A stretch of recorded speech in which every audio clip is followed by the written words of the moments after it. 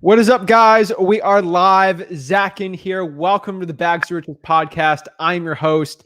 In today's video, this is a really exciting one. I have Tonny Romero from Wisconsin, who recently has made over $500,000 his first year in wholesaling real estate. This is an exciting one. I cannot wait to break down Tonny's business, and he's going to share exactly how he did it, and most importantly, how you can do the same exact thing in your wholesaling business. Tonny, thank you so much for coming on today. Absolutely, man. Pleasure to be here. All right, man. So let's get it from the start. Who is Tonny Romero, and how did you get started in wholesaling real estate?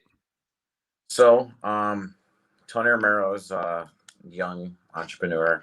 I started this when I was 21 years old and just recently turned 22. So when I was 21 years old, I decided that I wanted to do something with my life other than school. School wasn't really what I wanted to do. So it actually kind of started a little bit weird. When I was actually 20, I went to a seminar. It was a Kevin O'Leary seminar. They used his face to brand everything. I didn't actually even get to see him at the event because he was going to be on like 6 hours later.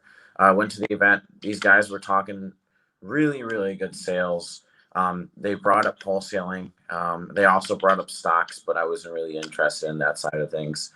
And they brought up the fact that you can just make a lot of money from no money in real estate, and that really intrigued me. So they upsold the course right then and there. You could only sign up then and there for $1,000. Walked straight up to the stage, paid for it, and then went to the 3-day seminar. At the 3-day seminar, they actually upsold a $30,000 seminar, but unfortunately, at the time, it just wasn't going to work out for me. And then later on, did I turn out it was kind of a scam. So thank goodness I didn't invest there.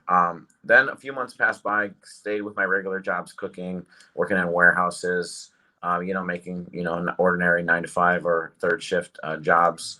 And then in January of last year, I actually had a friend offer to employ me in his wholesale company. And he did. He actually brought me into his company. He said, all right, well, you can start next week. I actually had just gotten fired from my last job for being late more than 3 times in months, but they were really strict. And it was a third shift job, so my sleeping schedule wasn't great. But I was about 4 days, that I had just gotten fired. So I just decided, well, I'll try it out. It was commission based only. And when I got there, they sat me in a room. They put me in front of what some of you guys might know as Mojo Dialer. And they said, here, start calling, ask everybody that you talk to if they want to sell, and push these buttons. That was it. No script, no idea of what I was doing, no idea of, exactly, how the process works, just literally talking to people. And then they left for the day. So I was just stuck in a room by myself. It probably started the worst way I could, but also the best way, because I was able to adapt really quickly, learn to adapt really quickly. And I was able to figure out the process by just starting. So they put me in a good position by doing that. So I started calling, I started seeing how people were reacting. And then I slowly just decided to write up a script on my notebook. So I had taken my notebook and a pen, and I was writing a script, and I try to run the script, and sometimes they throw me off guard. The first conversation I had was horrible. The guy probably the worst call I've ever done was my very first call, because that really got me. And he had me on the phone yelling at me for like 5 minutes. I didn't know how to hang up on him. So it was a very different start than usual. But over the days, I started asking them a few questions. They'd give me here and there answers. They still kind of were structuring their company. I was their first hire, 2 different partners, so they didn't know it was 100% what they wanted. And then I just slowly adapt and build. Then Corona hit, as we all know, and I didn't go out for a few months, so I decided to just studying on wholesale. I made 2 checks with them, very small check. They made a lot of money on it, but obviously, as an employee for them, I wasn't making so much. And then I decided to study wholesaling for 3 months, watched videos on it, started networking. I didn't call any sellers for 3 months, but while Corona started, it was just indoors. And then I started my company. I got hired a mentor, and he decided to tell me exactly what to do to start.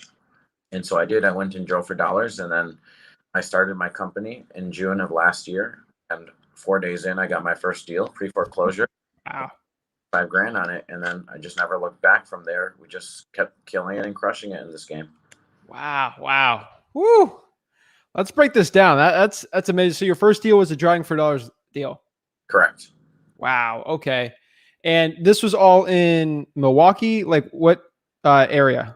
Yep. So my entire first 6 months were all Milwaukee deals. After 6 months, we slowly started to expand into some other states, but yeah, solely Milwaukee. So we were only hitting my market.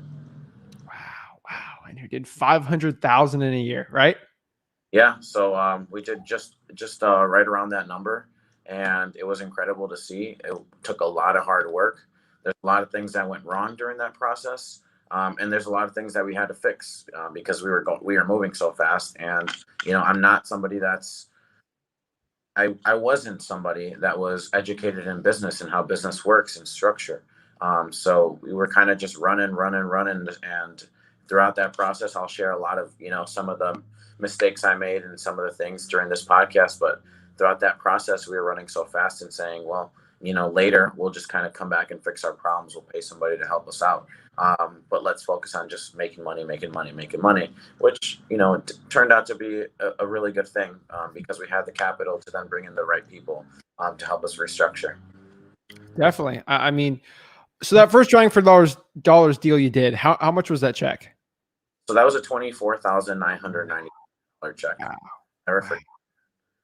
When I had it in my hand and I just, and I noticed that, hey, this is going to be for you, Tony. It's going to go in your bank account. And nobody can touch it. It was a great feeling, and I just never looked back from there.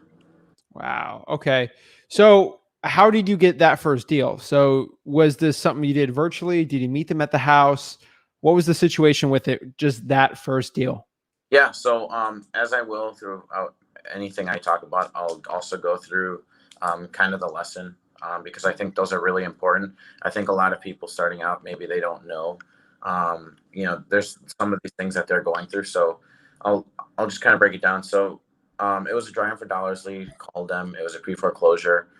Went to their house. Lesson here was, I don't know if I'm sure a lot of you guys have heard, never, whoever says the first number loses when you're making an offer. And I mean, that can typically be true. I was ready to offer $45,000 for this house. This man wanted $25,000 for this house. I would have lost $20K right there if I would have offered first on this deal. Walked through the property. It was a beautiful property. This is the property I regret, but I also love the most because the amount of strategies that could have happened here, the amount of things that could have been done from this deal was crazy. So this deal was actually probably worth about 110,000. It's actually appreciated to about 125 right now. It was in great condition. I'm talking great condition, not like fully remodeled, but it was very well taken care of. It was everything was already out of the home. So maybe $5,000, $7,000 in work max. And the buyer who bought it from us, now that I've reached back out, he rents it for $1,200 a month. So the cash flow is great on it. And he wasn't pre-foreclosure. He only was about $7,000 in back payments, but his mortgage with everything owed was $25,000. So, the strategies that could have been taken here, we could have done a seller finance. We could have done a subject to and you just pay that off and then had great cash flow for a very long time. We could have bought it and bird it, BRR, and just refinanced out of that deal. And another lesson that I learned on this deal was that I sold it way too low. I didn't know how to run my numbers and I sold it at about 50% equity. So, there was a lot more room, but I sold it I had 3 investors that I called. I had a very small buyers list. 3 of them showed up and 3 of them offered the highest offer right then and there. I didn't try to show it more times, even though we had a lockbox on it. And I think I should have. Wow. Wow. I mean, yeah, you gave up some equity, but again, you got that first deal, which kind of catapulted you to where you're at now. So what did you do with that money, that 24 grand? So at the time, thankfully, I had some extra money left over. I had gotten into a car accident with my Mustang and got paid out from it. somebody took a red light and hit me on the side, and so insurance covered. So I had some extra money left over. I had no bills at the time. I've had no bills up until last month. I've lived at home. I just finally got my own place. Congrats. Thank you. I appreciate it. And so with that money, I threw it all back into the business, every single penny. For the first 6 months, I didn't touch a single penny of my business. It all went straight back in, every single dollar. Wow. Okay. And what were you reinvesting in? I reinvested in people. So I hired 2 people. Okay. And invested in systems. I knew that I wanted to grow very quickly. Mhm. $25,000 to me was a lot of money. The most I had in a year was 35. So I had just made that in about 3 hours of work. And so I wanted to build very, very quickly. I knew that in the back of my head right away. And so I used a lot of that money to test a lot of different systems to see what is going to help me scale faster. So that's what, I bought a $2,000 Podio system. I tested every system, every cold calling system that there was. So some of that money was used, I guess, in not the best way because I was trying everything out. But because of that, now I am so educated. And now that I actually mentor a lot of young individuals, I am able to just give them the exact answer they want whenever they ask me anything because I've already been through it. I've already tested everything out. But that's what we use that money for, just reinvesting it. Also, an office, we had an office after that point right away, right from day one. As soon as we had that check, I bought a company truck in case we had to move things out for a seller, which isn't something that you guys should buy for a wholesale business. Oh my gosh. But we just wanted to be fully prepared. We wanted that in case any situation happened. Um, we were ready. One thing that I actually bought that was important to me was I went out and I bought 6 lock boxes.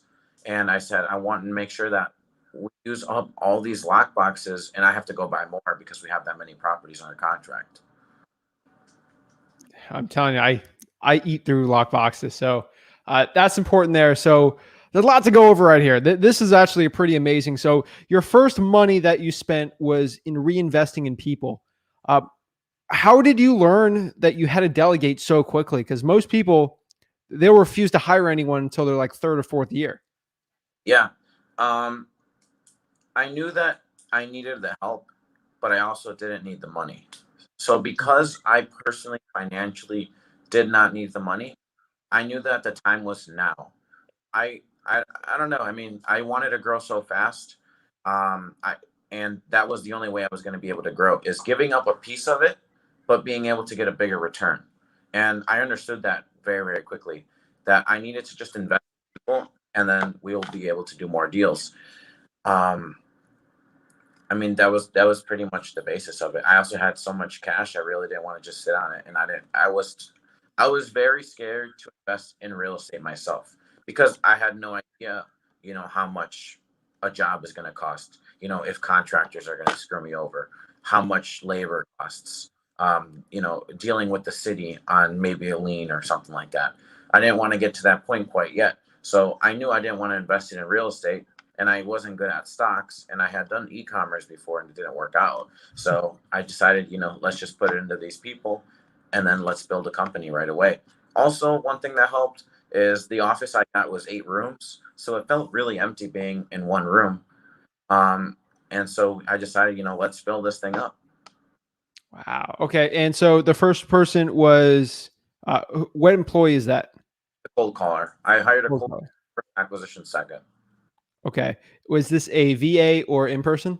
Both were in-house, in person. Wow. Wow. So an American cold caller. Correct. Wow. And can you tell me a little bit about what their job and their duties is? Yeah, so they were there full time. They were working based on commission at first. It was a good friend of mine. He didn't need the money either necessarily. He just kind of wanted to really, really get into wholesaling. He had already heard about it, been educated in it. And so he pretty much started my company, started cold calling every single day. His only responsibility was to cold call, except for he also had to drive for dollars. So he'd drive for dollars for about an hour, 2 hours a day, and then he'd come back and then he'd cold call all day. Wow. Okay. And So he was driving for dollars cold calling. And so how many hours was he actually cold calling? I want to say about 5 to 6. It just really kind of Wow. depended, but usually about 5 to 6. And then most of our leads that we were getting, we were actually writing them down on sticky notes. We still weren't really sure about what systems to use, but we had piles and piles of sticky notes because he was just kind of running through them, as many calls as he possibly could. Wow. And what were the results when you hired that person? The results were good. I mean, I want to say he was probably the best cold call I've ever had. Wow. Why is that? I feel like we were able to, just having him in a house that can, just having him there. Well, first of all, his grind was there from day one. This was a guy who was very, very, very motivated, very responsible, could learn and adapt that. So it was just a matter of giving him direct orders on what needs to change, and it'll change immediately. It's not somebody that you have to repeat things to multiple times. He was a very good cold caller, and every single day we were going over what was going wrong. So we would listen to recordings. Well, recordings were a really important thing for us because that's factual. That's what how the conversation really went. And when you're able to hear it afterwards, especially if it's more than one person listening to it, like him and I, we're able to then just bounce ideas off of each other and see how we can adapt right away and make those changes so that we don't have to wait. Some of my VAs, we don't check up on them, or we weren't checking up on them once we hired them, until a week and a half later. And so those mistakes that were happening were already turning into habits for them. Mm, it's huge. I mean, once the habits formed, it's very bad. So in your business now, are you hiring your cold callers now? Are they going to be VAs or are they still in person? So all my cold callers right now are virtual assistants, Okay.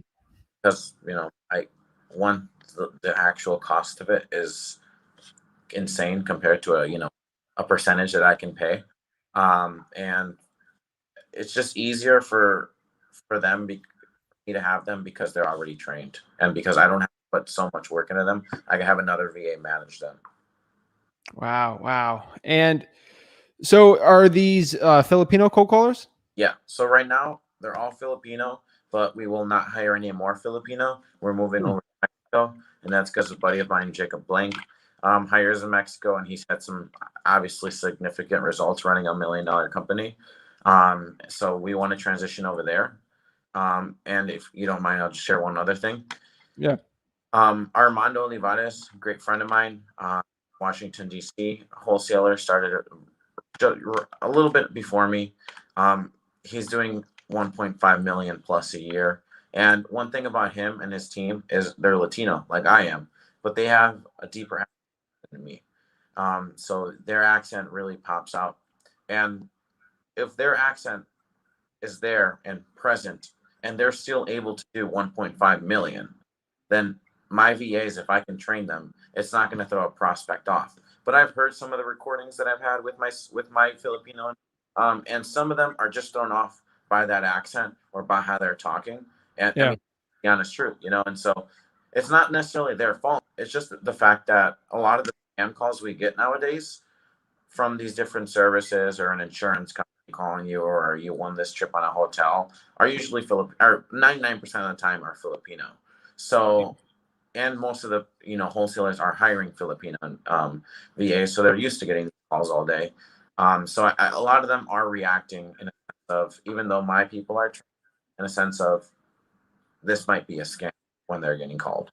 Yeah. Okay. And so what are your results right now with the VA's cold calling? That's one thing we're still working on. So in terms of KPIs, we're not the greatest at. We're still trying. Right now we're kind of taking a step back and saying we're finally fixing all those issues that were happening in the beginning, where we were going so fast.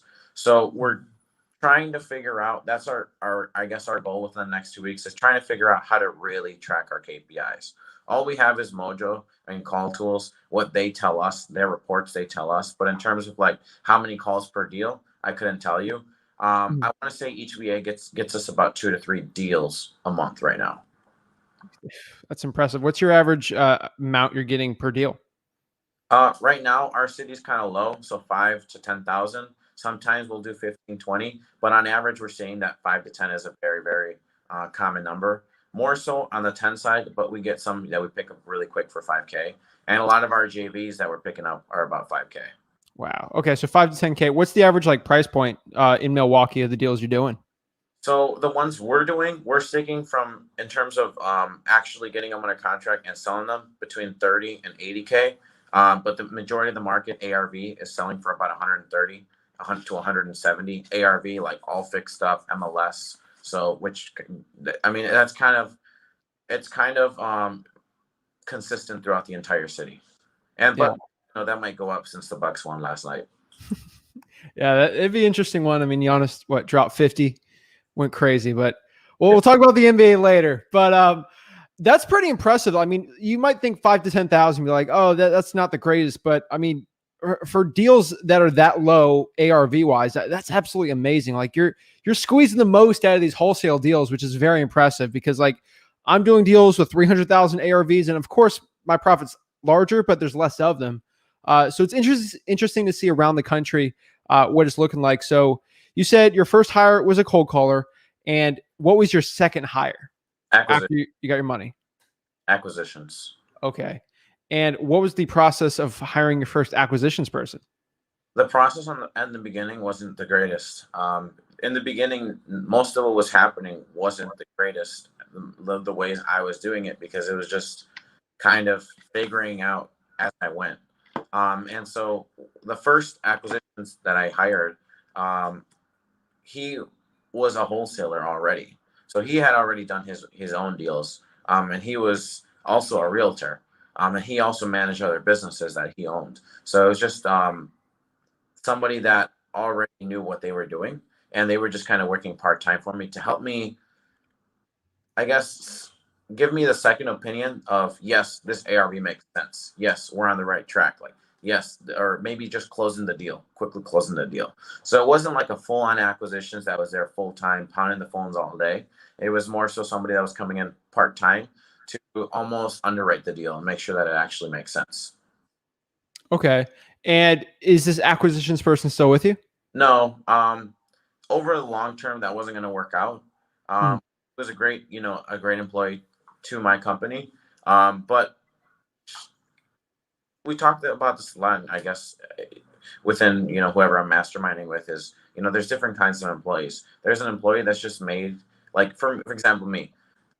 I'm not made to be an employee. It's just not my thing. I feel like I'm made to be a CEO. And there's people that want to be employees or, they're okay with it or, that's the only thing they know. And so he was definitely CEO mindset. So he was a great leader, but it would have been really hard to keep him for a very long time because I think he can, he already had proven that, create companies. So I'm sure, building a wholesale company for him wasn't going to be hard.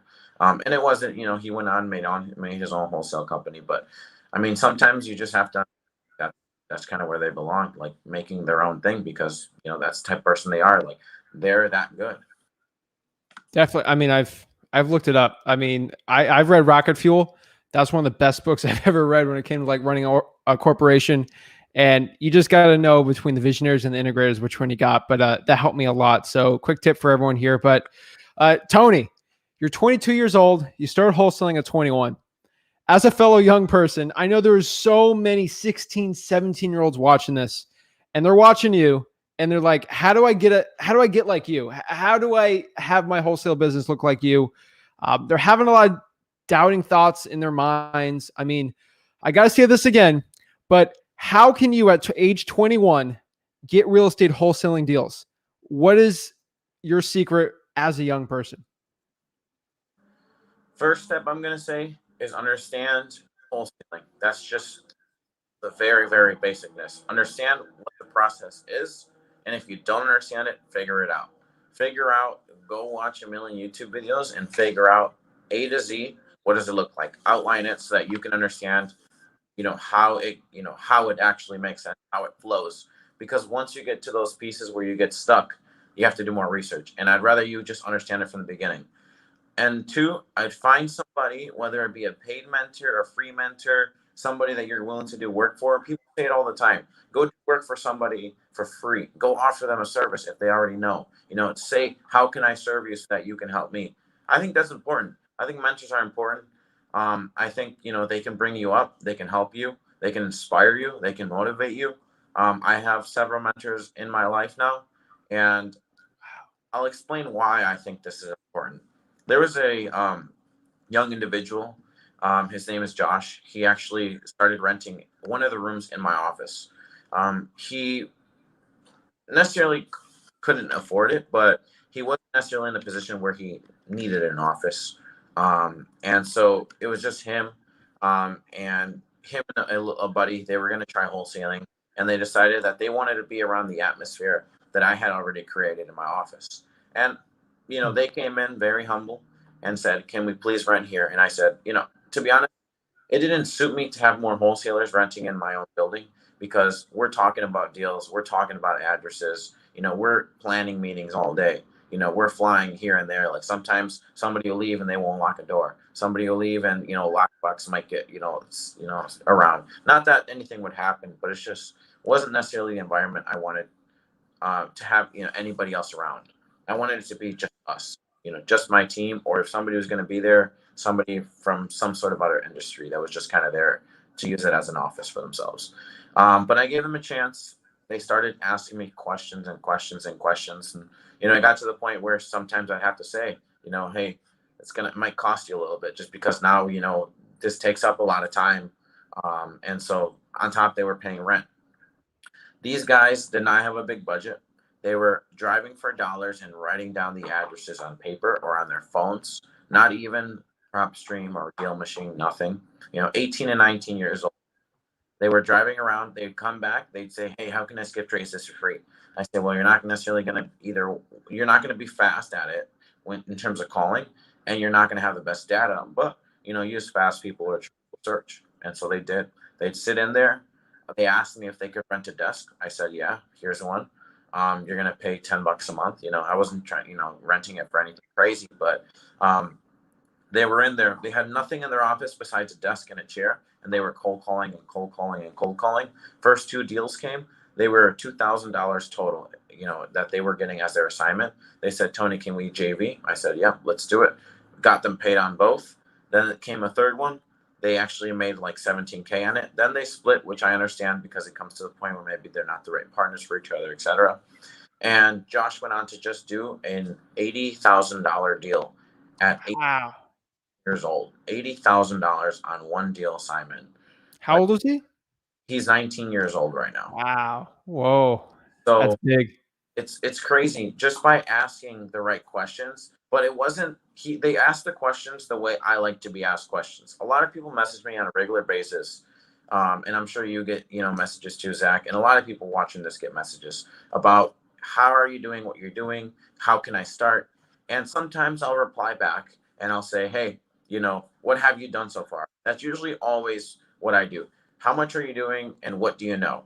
A lot of the times people message me and they say, "I know nothing." That is the worst answer to that question, because you haven't done your own due diligence to at least know something, and then you come by to somebody that's really, really busy. It's just really hard to try to help that person, because they're not willing to put in the work on the back end. So Josh, he was coming in, he was doing the work, and then when he was stuck, because it was just something that he just couldn't understand, he would try to Google it first. He'd try to ask somebody else first. Once he couldn't get the answer, then he'd come to me, because he knew how busy we were. He'd see us running around, and then he'd say, "Hey, look, this is where I'm stuck." And of course, if he's doing his work and he's putting in the work behind, then of course I'm going to help him. And so he was just being a great leader for himself and a great CEO at that point, trying to grow his business. And now he's going on to do bigger things. Wow. That's impressive. Woo. I mean, my follow-up question to this is, for other 16, 17-year-olds watching this, obviously you got your first deal at 21? Correct. 21. I mean, did you have an issue with, your confidence, or did a seller ever dismiss you because of your age? Yes and no. So I always had that gut feeling every single time I went to a property of, man, we look so young. And not only that, for the first 6 months, I was the oldest in my company. Well, except for my first acquisitions. And everybody that was hiring, my dispo, my acquisitions, my cold callers, they were all younger than me. They were all 18, 19, 20-year olds because it was all buddies of mine because, I didn't know how to structure a pay. So I just pay everybody commission. But I was too scared to bring in a professional, somebody who's already been in the sales industry, somebody who maybe already sold tons of cars and has that knowledge. I'd bring in rookies, and that's just the reality of it. And so I train them as much as I can. But they were all younger than me. And just because I didn't want to bring in somebody and give them a salary because I didn't know what the right salaries were and if I was paying too much or too little. So whenever we'd go to properties, not only would I look young, whoever I was going with on my team would look young.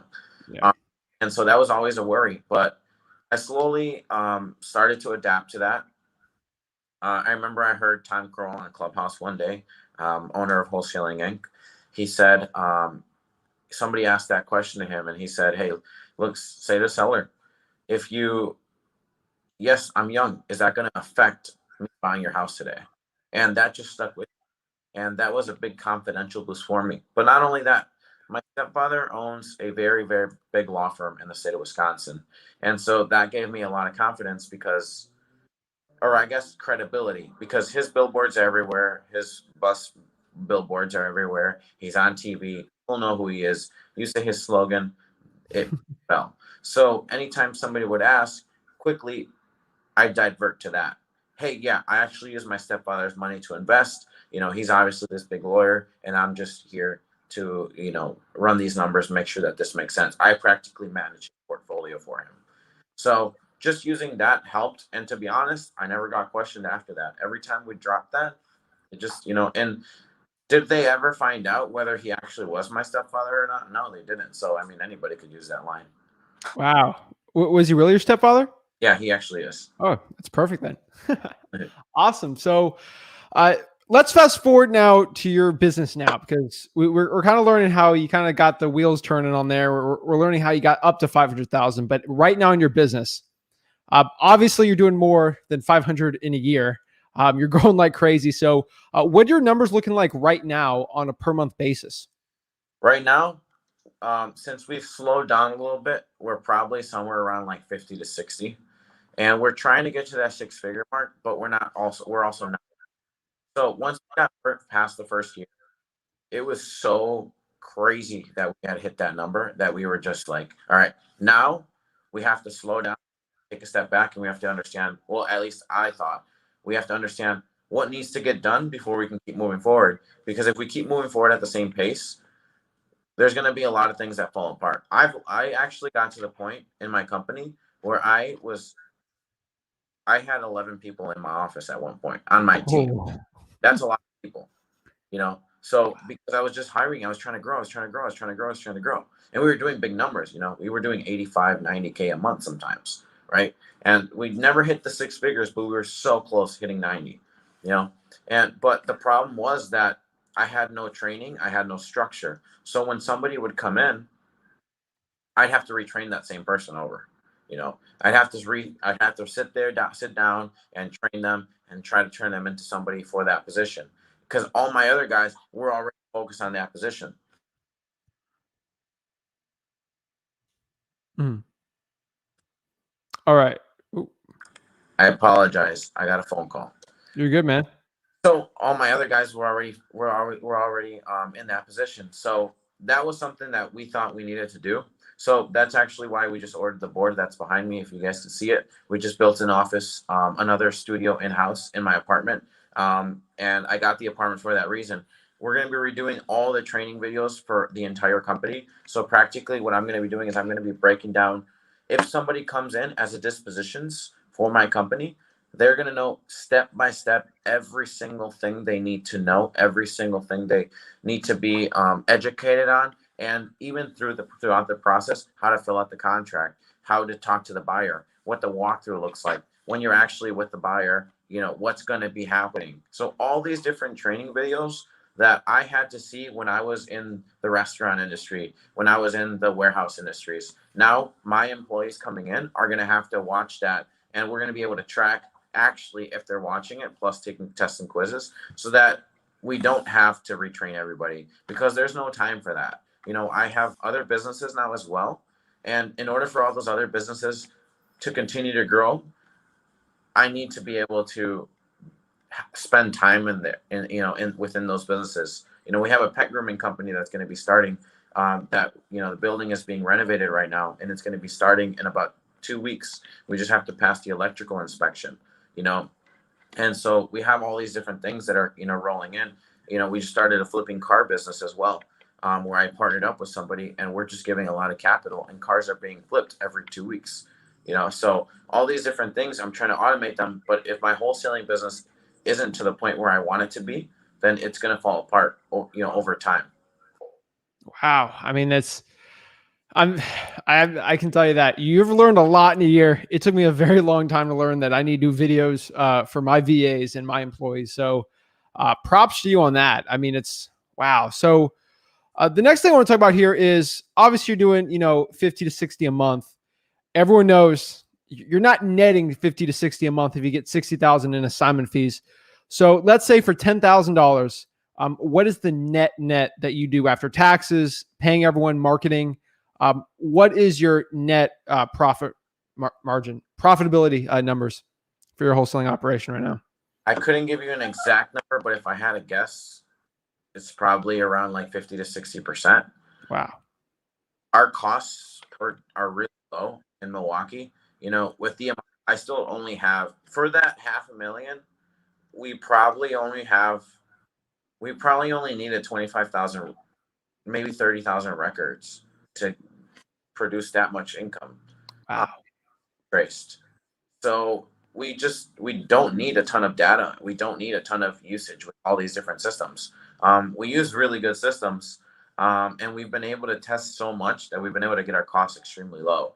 And our VAs are very, very productive. They get in, they know exactly what they're doing. We've got Time Doctor. We screenshot every 10 to 15 minutes their screen. We have Excel spreadsheets where they have to fill in exactly how many calls they're doing. And then they get to also compare themselves to every other person on our team to see how they're doing, so that we can hold them accountable, and so that they can say, hey, what's going on here? Why are you doing less than this person? So it's almost like a competition thing. Wow. Okay. And what is your full operations looking like right now, from marketing to dispo? What is the team looking like? So right now we've got 2 acquisitions in house.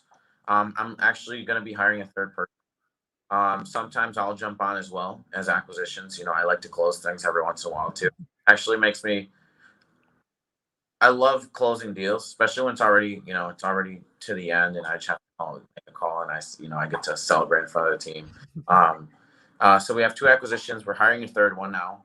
At one point we had 4 acquisitions in our company, but then we decided it was too much. It was too much for that time period, for how we were going and how we were doing.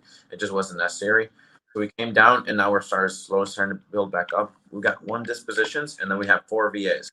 1 VA that does only dispo. Her only job is to call buyers every single day, Wow. And then we've got 2 VAs that cold call all day. We're adding a third one, which we're going to be trying to find in Mexico. And then we have an additional one, and she cold calls half the time, and then 25% is managing everybody, making sure that they're doing their tasks, that their responsibilities are met, that they're doing their end of the day reports. And then the other 25% is focused on brand building on social media. So posting any posts or stories and things like that. But that's slowly starting to build. We're trying to get to that stage. And then I've got 1 photographer and 1 videographer that also does that. They both do cutting and editing for anything that we're going to start releasing with education and just like, free content that we're doing. Wow. Wow. And so that's a great team right there. I mean, for your percentage of deals, if I had like a pie chart of your deals, what percentage would you say you're getting your deals from drawing for dollars, cold calling, direct mail? Like what's the percentage of your deals looking like on the marketing side? 60 to 70%. Oh, I'm sorry. We have a VA that drives for dollars as well. So that VA Virtual? yes. Virtually? Okay. And I actually got $2 an hour. but so which is insanely cheap. How much? 2. Jesus. Yeah. So How? good connections. Wow. Wow. Is this out of the Philippines? Yeah. Some virtual assistants are just their they can't fit in that cold calling role because of their accent and because of how they're talking. They don't necessarily have that many opportunities to find Yeah. as other VAs do. So we were able to hire one at 2. But if they doing the work the way they're doing, I want to get them up to 4 because they're doing a really good job. We use batch, I forget what it's called, but batch Lead driven. tracker? Oh, Yeah, batch driven. Okay, cool. very good friends with Jesse, so we have a very good deal here. Free for life. But so we drive for dollars a lot, but about 60 to 70% is driving for dollars. About 10% is fire damages. We try to focus on as many fire damages as we can. A lot of those fire damages do come up because of driving for dollars. When we're doing, especially like if I'm driving through the city or one of my acquisitions guys going through the city, we always have to look out for fire damages. If we see a fire damage, get that address down immediately. And then we're always checking the news for fire damages, or we check there's on the city. If you just go to Google, you can check all the police reports or the firefighter department reports, and you can just check on there if any properties were lit on fire. Pre-foreclosure vacants make up the other 20%. We focus a lot on vacants, but that's pretty much what we focus on the most. And then we have here and there some other bankruptcy and probate, but we're not focused on those necessarily yet. Okay. And on that cold caller that's cold calling cash buyers, Right. what list are you pulling from there? So right now, when it first started, practically what they do, and we're slowly turning it into something, I guess, better. So I'll explain it from the beginning. So when they first started, I wanted them to hand dial. Her name is Chill. So I wanted them to hand dial every single cash buyer because my goal and my theory was I want to have every single cash buyer in this state, and then over time we'll move into other states.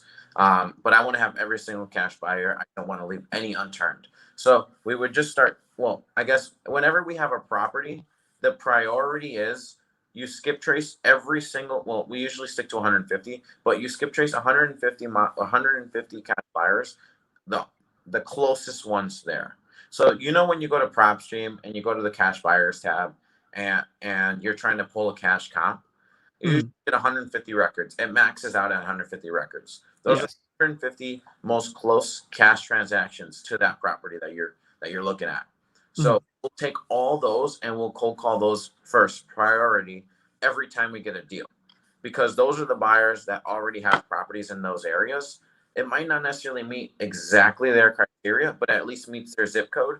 And who knows, if they have already gotten some great cash flow from it, they might be interested in buying another one. The majority of them are, and since they're already picking up rent in that area, a lot of them can just stop by the other one right away, or be able to check on their properties, within a mile radius or within a few blocks of each other. So we'll pull all those first, and then we'll cold call all those. Whenever they're not doing that, we're going by zip codes, and then we're pulling as much data as we can. What we'll do is, if we don't want to skip trace, let's say 53209, which is one of our highest zip codes here in Milwaukee. Let's say we don't want to pull let's say there's 20,000 buyers there, which there's not, but let's say there were. We can pull then the entire list from PropStream. We'll up how many records we can pull, and then we'll leave them in our properties tab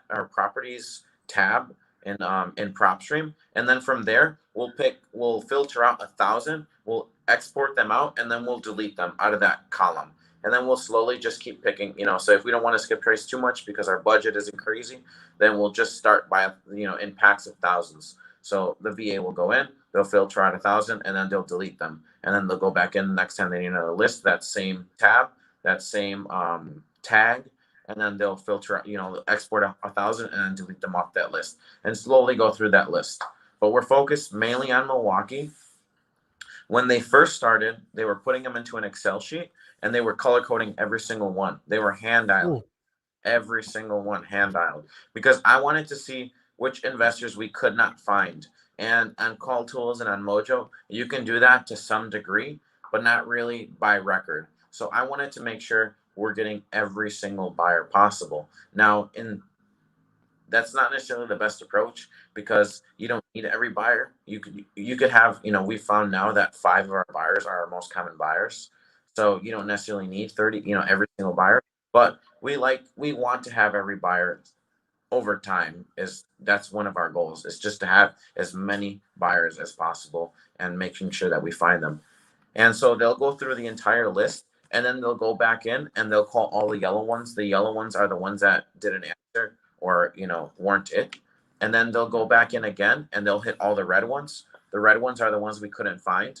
And so they'll try to find those as well by going on Fast People and True People Search and trying to skip trace other properties or mailing addresses or property addresses or PO boxes or LLCs. We try to skip trace them every single way possible. Wow. And what's the script your VA is using when they're calling the cash buyers? The cash buyer script I created myself, and I think it's the best script I've ever seen. I've seen, a lot of cold calling scripts for prospecting, and some of them are okay, some of them are not. But for cash buyers, I couldn't find anything. So what I did was I actually just did them the way I do them. I just called them, and then I recorded the conversation, and I just built a script out of it. And I mean, to be honest, I'd be willing to give it away here if you know. Sure. What is it? Well, I can send everybody a copy. Everybody that wants a copy, Okay. get it emailed over. Sounds good. Email me at tony@tonyromero.com. And then just put in the in the description, send me the cash buyer script and we'll get it over to you guys. Perfect. Awesome. And next one here is, let's get some questions from the audience here and we'll get it going. So let's see here. What city are you in? You're in Milwaukee. Reinvested in people, CRM and business. Excellent. Let's see here. Big thank you to everybody that's watching. Thank you guys for investing time in your education. These podcasts are important to see the real, what really happens and the real mistakes. All right, sweet. And let's see, we went over this. Let's see. Dion wants to know, on average, how many JV are you doing and how much are they netting to you? On average, our JVs are about 5,000. Sometimes we'll get as much as 7K, but usually they stick around 5, and we'll do about 5 to 6 a month. We do a lot of JV. Wow. Nice. What about building a brand? That number up. So if anybody wants a JV, feel free to contact us. Sweet. Jacob says, love these podcasts. Learned so much. Thank you, Jacob. Alan wants to know, do you do any mailers? No, I actually, so first 6 months, I did $250,000 in my first 6 months. And all of that was straight cold calling. Nothing else. No text, no RVM, no nothing. We barely implemented texting 7 months in. So February, end of February. And that was slowly. And now we're barely going to start full on. We're going to take it to the next level. But right now, we have not done mailers to this day. Wow. Okay. And next question here is, Francisco wants to know if your business is 100% wholesaling. That business is, my wholesaling business is.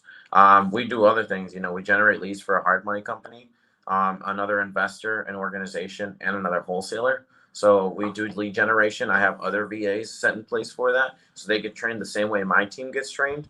And then we try to fully automate it. So we'll set up a Podio system. We'll set up, we'll have a VA manage everything. And then their entire job is to cold call all day, or text or Facebook message. So like for hard money, we're going to be implementing some of our VAs that are a little bit more, that have been with us for a few more weeks than others, are going to be adding themselves to Facebook groups and trying to get, advocate for getting some more investors to sign up. So they're going to be talking to a lot of you wholesalers in the Midwest area, trying to see if you guys have anybody that you guys can bring or needs funding for hard money. So we do that. I also own a taco truck, so we have that business that we just started. We're about to buy a second one. We have the pet grooming business that we're starting. We also mentor, so we do that as well. And then we're going to be doing YouTube. And I'm sure we car flip as well. So we just have a lot going on. And we're trying to build every single business an upward spiral. We don't want to go down anymore. Oh yeah, sweet. Jacob wants to know, here is Tony, 1 year in this is and this much experience. What's the most valuable thing you learned to succeed at the level you have? I guess not necessarily meditating or anything like that crazy. So I want to get to the point where my energy levels, I had the pleasure of being at Carlos Reyes's all-in event and standing next to him, and I can just feel his energy. That's somebody that I look up to. And we had, a very long conversation. We're going to be releasing some videos on that soon on YouTube once we get that started. But I could just feel his energy. And I know he does a lot of meditations and floating, and I've started to try to do some of that to try to get myself. But I don't read books. I don't watch podcasts, to be honest. I've maybe watched 2 ever. I have $35,000 in courses, but I haven't watched the majority of them, like the videos. What I like to do is I like to do it by trial and error. And that might not be the best thing for some of you guys, but every single day, at the end of the day, I sit back for 5-10 minutes and I don't write anything, but I just think, what did we do wrong today? What did we do good? And what do we need to fix? Every single day, there's not a day that I don't do that, because we need to be able to adapt on a day-to-day basis. And if something is going good, then we feel good about it, and we should celebrate it, or we should continue to do it and making sure that that stays concrete. But we also need to understand, how can we get to the next level? And my thoughts are always, how can we get to the next level? I never stop thinking. Like, whenever I'm talking to anybody and I'm in conversations, sometimes I'm not even listening. That's safe. Sometimes I'm not even listening because I'm already thinking about the future, or I am listening to them and I'm also thinking about the future. Like, I'm always going over scenario after scenario after scenario. How do we go faster? How do we go bigger? How do we, get to the next level faster, faster, faster? And that's just kind of something that I do. So just think bigger and think better. Always think bigger. Please, guys, think bigger, think bigger, think bigger. Don't think I want to do 10K. Think I want to do 100K. But obviously, don't say I want to do 1 million if you haven't done 100K. First, get to that 100K. Try your hardest. Even push yourself to 200K, and then 100K will be easy for you. It's like when I go to the store and I want to buy $1,300 shoes, and then I see really nice ones for 400. Obviously, this now because I have money, but I see some $400 shoes. I'm like, wow, those are cheap. But if I'm looking at it from a different perspective of, dang, I only want to buy $150 shoes, and I see $400 shoes. Now, those are really expensive. I really don't want to touch those. So it's just a matter of how you guys are thinking, and try to get to that level at a young age, guys. Definitely. It's all about perspective. Justin says, I'm 17. I've come across many leads, but can't close any. What advice would you have? I mean, this is a good one, I guess. Find somebody that's reputable in your business, in your area, and just JV with them. Like, say, hey, look, I've got the, a lot of times we want to do everything by ourselves, but that's why I get a lot of JVs, because I've been able to show to people, hey, you don't have to do it all by yourself. You can sometimes a piece of the pie. It's like me reinvesting in some employees and understanding that I have to put money into them so that I can make more money. Put some money into somebody, bring them a lead and say, hey, look, I need help closing this. You're losing out on so much money by not getting that help. So if you know somebody in your area, go on Facebook. Facebook is so powerful, so powerful. Join every single wholesale group, every single real estate group in your city, in your area, and start talking to people and start networking.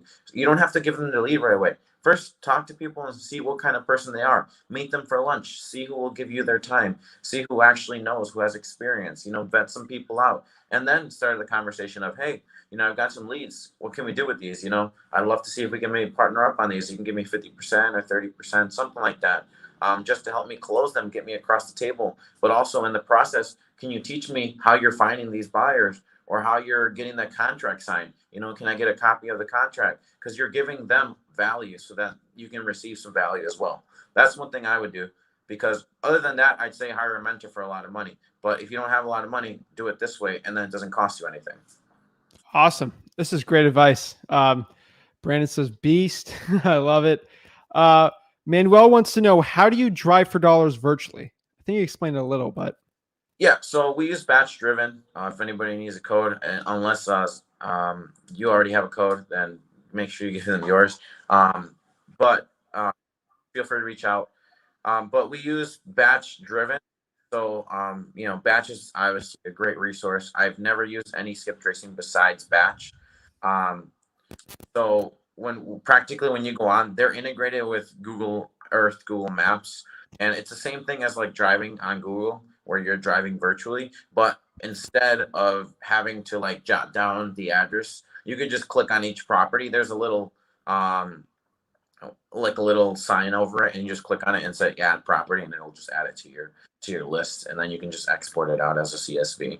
So that's one way to do it. But if you have the time, go out and if you're gonna do it yourself, don't in my opinion, don't virtually do it. Go drive for dollars yourself, because when you're driving for dollars yourself, and it's something that I was doing in the beginning a lot, go out, do 100 properties or do 50 properties every single day in the morning.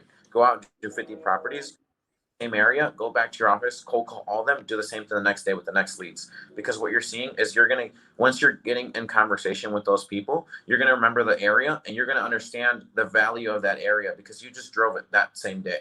So whenever you're going out, whenever you have a list from PropStream, what's happening is that you get all of a sudden a lead over here in the best area of town, and then you get a lead that answers the phone on the worst part of town, and then you get a lead over where the mansions are, etc. So it kind of throws you off guard sometimes, where you're talking about so many different things and you have to research so many different numbers. But when you're focused on one area, there's a huge similarity, and the comps are similar, the buyers are similar.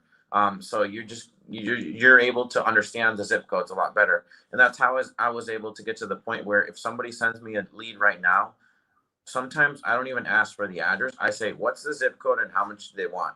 And I can tell them if we can JV it or not right off the bat, because we already know what our buyers are looking for and how much they're paying in certain areas. Awesome. Speaking of that, here another question. Uh, how do you find a title company?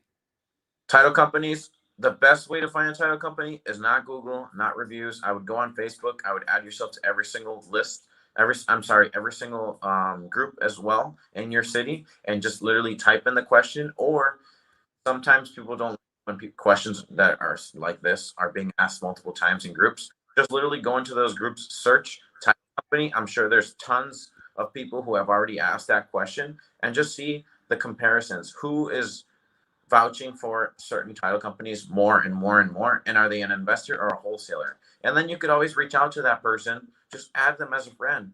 Don't be afraid, talk to them and say, hey, I saw your comment on this post about this title company, why do you think they're so good, if you don't mind me asking, just politely, and I'm sure they'll explain, and you'll be able to find the best one that way.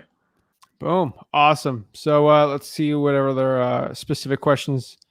Let's see. Gina wants to know, would you ever see yourself getting in the residential side of the business, and how can your wholesaling skills help you? What's up, Gino? Yes. So residential is what we're trying to buy as much of right now. It's one of the biggest things we want to do. I actually just joined Nate Berger's BRR Academy. So I'm trying to buy as many as I can and then just burr out them. One of my clients is the biggest hard money lender in Wisconsin. We're great friends now because of the amount of work we've been able to do with them. So you hard money to buy a lot of these properties and burr out of them or flip them is one thing that we want to do, or even partner with him to just keep them. So yes, very as many as we can. All our goal this year is probably to buy 5 by the end of the year, but then next year we want to pick it up and just like go crazy. I want to have like 300 properties in the next 5 years. Like that's how much I want to do. So yes. I'm loving it, man. I'm motivated. Jacoby says straight motivation. Pinto says appreciate the free information. This is amazing, guys. This is an amazing podcast. Good looking. Appreciate it. Zio Smooth. So last couple questions for me here for you is number one here is, what was the biggest mistake you had starting out this entire year? What was your biggest mistake? Ooh. One big mistake is not keeping track of my expenses. And I say that very seriously, because Uncle Sam will get you. That's for part Oh one. yeah.